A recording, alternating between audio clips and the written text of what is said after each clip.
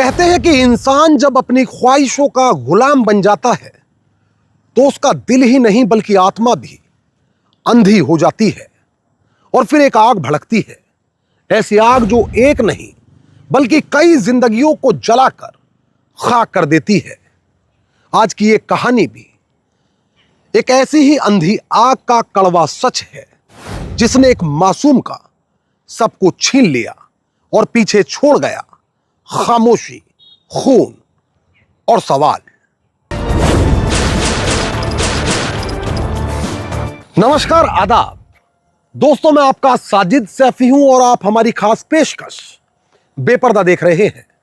और बेपर्दा में आज बात बुलंदशहर के बीबी नगर से उस सच्ची घटना की जिसमें मासूम की गवाही ने एक केस को पलटकर रख दिया। तारीख 8 और 9 अगस्त की दरमियानी रात। हुआ सुबह लगभग 3 बजे के आसपास। स्थान गांव परतापुर, बीबी नगर, बुलंदशहर, यूपी। रात के इस पहर जब पूरा गांव गहरी नींद में डूबा था तभी एक घर के दरवाजे पर गूंजती है जोरदार दस्तक जो सिर्फ लड़की के दरवाजे पर नहीं बल्कि एक परिवार की किस्मत पर पड़ी थी। उस औरत के होंठ कांप रहे थे, आंखों में खौफ था और मुंह से निकले शब्दों ने इस परिवार को एक झटके में नींद की जद से बाहर कर दिया। भैया, मेरे पति को बचा लो। उनके सीने में बहुत तेज दर्द उठा है। मुझे डर है कहीं उन्हें कुछ हो ना जाए। जल्दी चलो, अपने छोटे भाई को डॉक्टर के पास ले चलो प्लीज भैया। बस इतना सुनना था कि घर के लोग घबराकर बाहर भागे। गांव के ही डॉक्टर को तुरंत बुलाया गया, लेकिन हालात बिगड़ चुके थे। ओमपाल की सांसें अब लगभग टूट चुकी थी। परिवार तत्काल उन्हें लेकर अस्पताल पहुंचा, मगर अफसोस, क्योंकि अस्पताल में डॉक्टरों ने ओमपाल को मृत घोषित कर दिया। परिवार का मानना था यह मौत दिल का दौरा पड़ने से हुई है।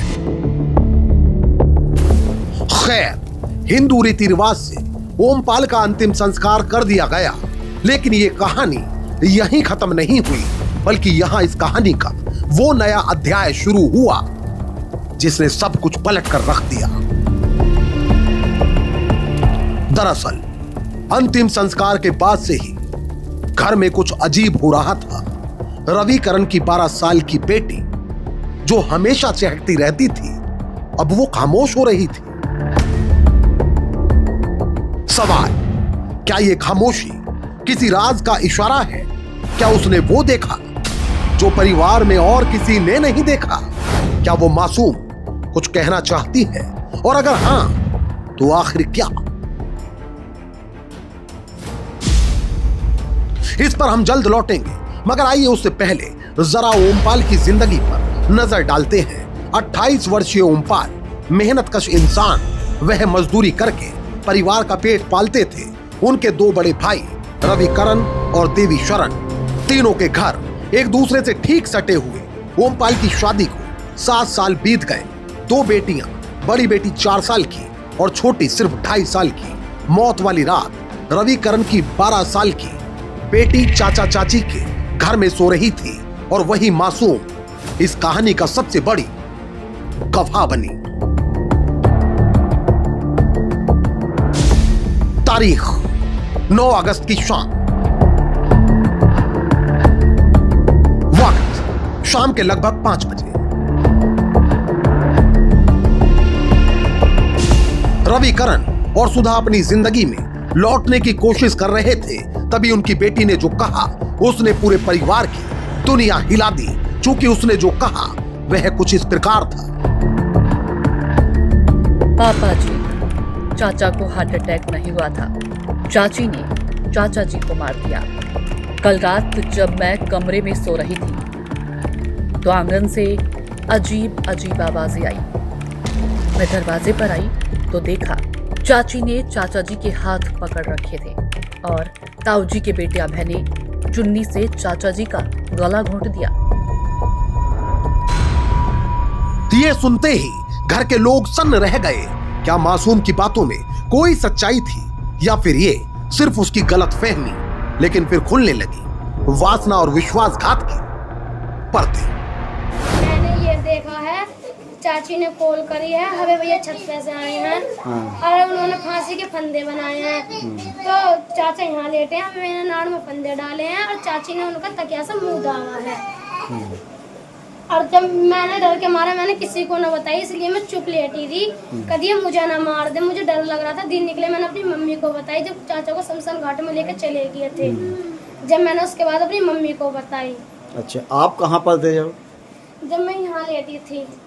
कहा जाता है कि करीब 2 साल पहले ओमपाल की पत्नी प्रीति और उनके सबसे बड़े भाई के बेटे अभय के बीच नाजायज रिश्ते पनपे। शुरुआत में यह रिश्ता चोरी छिपे रहा, लेकिन उसके बाद इन दोनों का मोह इतना बढ़ा कि इन्होंने तमाम मर्यादाओं की हदें तोड़ दी।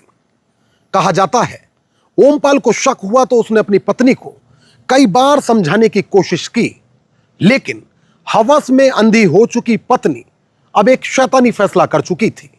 दरअसल वह जानती थी कि यदि पति रास्ते से हटेगा तभी यह रिश्ता आजादी से जिया जा सकेगा। बस फिर क्या था, फिर रची गई एक खूनी साजिश, जिसके बाद न केवल एक खौफनाक घटना को अंजाम दिया गया, बल्कि उस घटना ने खून के रिश्तों की भी बुनियाद हिला दी। 8 और 9 अगस्त की दरमियानी रात करीब 1 बजे, जब ओमपाल गहरी नींद में था, तभी प्रीति ने उसी के मोबाइल से अभय को फोन कर घर बुला लिया। घर के अंधेरे में दोनों ने मिलकर ओमपाल का गला घोंट दिया। इस दौरान मौत की असहनीय पीड़ा झेल रहे चाचा ओमपाल की सिसकियां सुनकर कमरे में सो रही मासूम भतीजी की नींद टूट गई और उसने फिर वो गुनाह होते देखा जिस पर ये दोनों झूठ का पर्दा डालना चाहते थे। हालांकि योजना इतनी सफाई से बनाई गई थी कि परिवार को इनकी बनाई कहानी पर भरोसा हो गया। कहा जाता है कि यदि मासूम ने सब कुछ अपनी आंखों से ना देखा होता तो शायद ये सच्चाई कभी सामने ना आती। खैर, रविकरण ने बच्ची की बातों को नजरअंदाज नहीं किया, लिहाजा उन्होंने तुरंत बीबीनगर थाने का रुख किया। पुलिस ने तहरीर पर मामला दर्ज कर प्रीति और अभय को हिरासत में ले लिया। कड़ी पूछताछ में दोनों ने अपने जुर्म का इकबाल कर लिया। उन्होंने साफ कहा, हम एक दूसरे के साथ जिंदगी बिताना चाहते थे। ओमपाल हमारे रास्ते का सबसे बड़ा रोड़ा था, इसलिए हमने उसे हमेशा के लिए हटाने का फैसला कर लिया। वासना और विश्वासघात के इस खेल ने एक पिता को उसकी 2 मासूम बेटियों से हमेशा के लिए जुदा कर दिया, और वो भी उन्हीं हाथों से जिन्हें उसने कभी अपना सबसे करीबी माना था। ये कहानी हमारे सामने एक कड़वा सच रखती है कि जब वासना रिश्तों से ऊपर हो जाए तो घर की दहलीज भी युद्ध भूमि बन जाती है। प्रीति और अभय ने सोचा था, उन्होंने जुर्म का ऐसा नकाब पहन लिया है जो कभी नहीं फटेगा, लेकिन सच की आंखें सब देखती हैं। कानून की नजरों से कोई बच नहीं सकता। मासूम की गवाही ने वो नकाब चीर दिया और इस तरह इन दोनों कातिलों का चेहरा हुआ बेपर्दा। कहते हैं अपराध कितना भी संगीन क्यों ना हो, सच एक दिन सामने आ ही जाता है। ओमपाल की हत्या की गुत्थी भी उस मासूम बच्ची की सच्चाई ने सुलझा दी। अब कातिल सलाखों के पीछे है और गांव पतापुर में ये कहानी एक सबक बन गई है कि सच की आवाज कभी दबाई नहीं जा सकती।